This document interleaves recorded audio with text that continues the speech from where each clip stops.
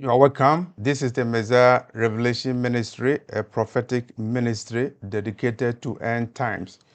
And today our message is about a story about death, and a story about how the Lord sent two angels to beckon a lady home to heaven when the lady was on her sick bed. Two angels of God were sent to beckon her home, to take her home to heaven. At the time when the angels were around, two pastors were in the hospital and they were doing intercessory prayers for her. They were praying for her that the Lord should have mercy on her and let her recover from her ailment. Doctors had already given her negative report. There's nothing they could do for her. She was assigned to the hospice, and there was no hope for her. It was at that time that two of her pastors were summoned by her children to the hospital. Mama is not doing well. Pastor, can you please come and pray for her in the hospital? And the pastors went to the hospital and they vigorously, fervently prayed an intercessory prayers on her behalf. A miracle began to show. The woman immediately began to show signs of recovery. As hope began to come, there was a miraculous call, a telephone call from that woman's country. The woman, an African woman, then living in the United States, the one who was sick. The family members in the hospital had a telephone call from her country, and the call came from a prophetess in her country. And the message was simple. I've seen a vision that your mother is not doing well. I've seen that two holy pastors are praying on her behalf. They are doing an intercession on her behalf. But at the same time, I've seen two angels of God around. The angels of God are ready to beckon your mother home. And your mother is begging that I should tell the pastors that the pastors should stop praying for her because she is ready to go home. The angels of God are around besides her in the hospital bed.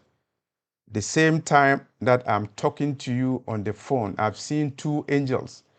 They are ready to beckon your mother home. So tell your pastors to stop their prayers because their prayers are preventing the mother from being transported to heaven. And the message was relayed to the pastors.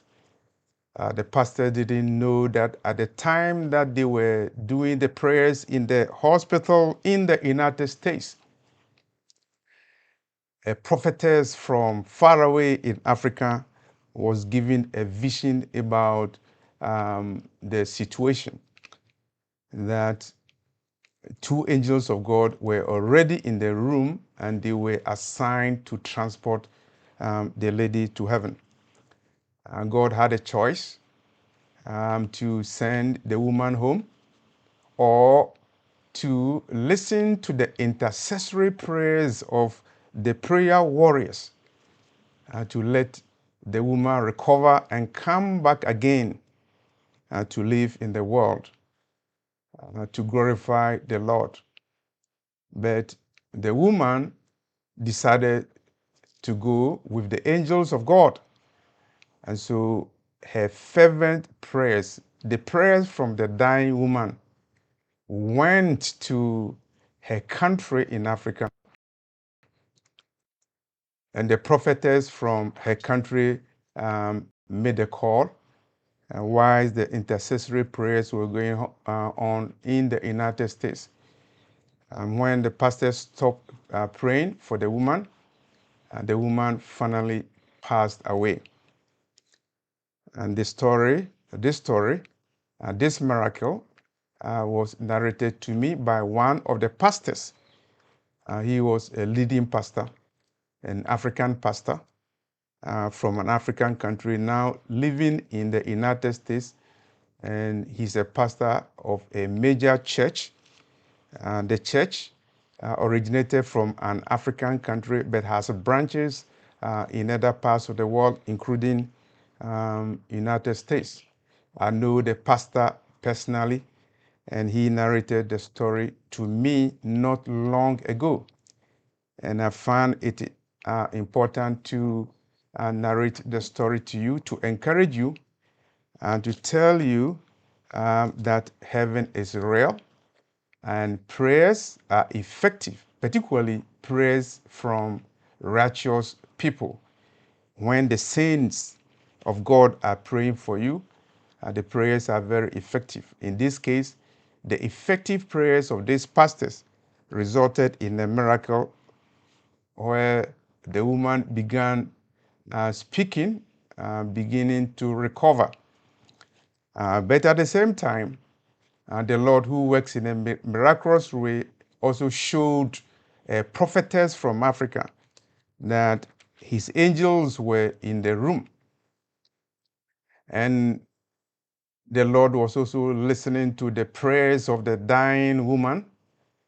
And the prayers of the dying woman is that somebody should tell the pastor to stop their prayers, because their prayers are preventing her from going home eternally.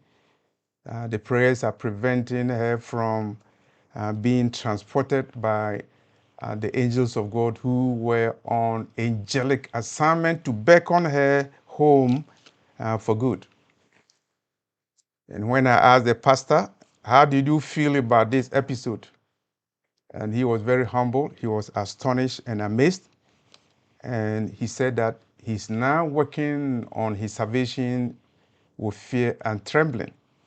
It reminds me of the scripture in Philippians chapter 2, verse 12. Wherefore, my beloved, as ye have always obeyed, not as in my presence only, but now much more in my absence, work out your own salvation with fear and trembling. It's an admonition from Apostle Paul to the congregation in Philippi, the Philippians, Philippi's. The Philippians were given this admonition. The Philippian congregation, work for your own salvation with fear and trembling. And this woman worked for her salvation with fear and trembling, a member of a church, and she did good. And the pastor told me that when she was alive, she was a member of the prayer tower in her church, and she did good to people, including the pastor. She gave money to the pastor, bought things for the pastor, and she was very nice to the pastor, nice to everybody. And so she was working for her salvation with fear and trembling. And the Lord listened to her prayers. She went through troubles, health problems, but it came to a time when the Lord listened to her prayers. And you remember the story of the king Hezekiah, when the prophet Isaiah was sent by God to tell Hezekiah the king to prepare for his death. The king wept because the king was not ready to die at that time. But this African lady was ready to go home. Going home to the Lord is not just dying, because for the saints, there's nothing like dying. We are all asleep, as Jesus said to Lazarus. When the saints of God, a time will come when the saints of God will go home. And so this lady went home, and she went home spectacularly with two angels of God besides her in a hospital, beside a hospital bed in a hospital inside the United States. And the prophetess in her country was given a vision about the scenario. And the pastor is working for his salvation because she was at the center of a miracle. She was in a room. He was in a room, the pastor, a man, a male pastor. And this pastor was in a room, and he did not know that in the same room where he was praying for his church member, two angels of God were also around. They were on a separate mission. The angels of God were on a mission to take the woman home to heaven. This pastor and another pastor, they were on a mission to intercede that the Lord have mercy on a church member and give her recovery. The Lord knows what is better. And this dying woman decided that she would rather go with the angels to heaven, and started begging the pastors to stop their intercessory prayers. But she was not able to speak at that time. And so the message was relayed to a prophetess in her country.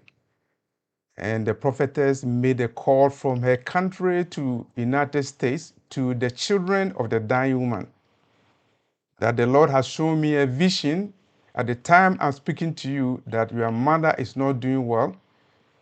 Her soul has left her body. And I've seen two righteous pastors standing on her behalf doing intercessory prayers for her. At the same time, I've seen two angels of God. They are ready to beckon her home.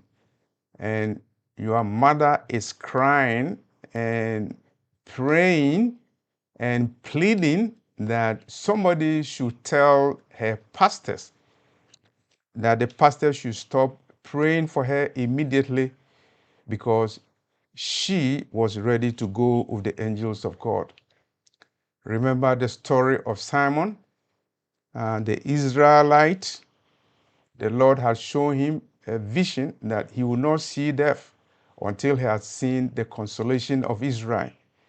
And so when Simon saw Jesus Christ in the temple, he cried with a loud voice, "Oh my Lord, the God of Israel, now that I've seen the consolation of Israel, let thy servant depart in peace." And so this was the words, similar words said by a woman, an African woman, living in the United States, working in the United States, not forgetting about her God, being good to people all the time, a prayer warrior, an intercessory prayer warrior who had the opportunity to get angelic visitation. The angels will be her transport to her mansion in heaven. Hebrews 9:27 says, "It is appointed unto a man to die once, and after that judgment."